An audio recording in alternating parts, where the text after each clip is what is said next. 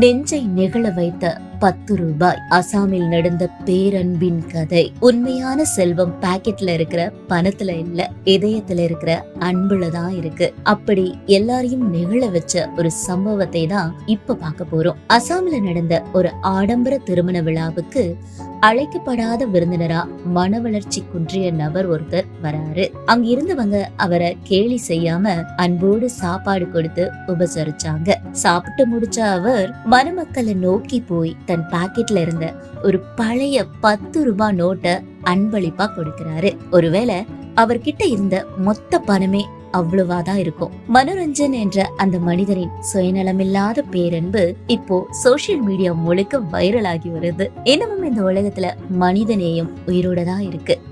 ஆடம்பர பரிசுகளுக்கு நடுவே இந்த 10 ரூபாய் அன்பு உங்களை நெகிழ வச்சா உங்க கருத்துக்களை கமெண்ட்ல சொல்லுங்க. அப்படியே சப்ஸ்கிரைப் பண்ணுங்க.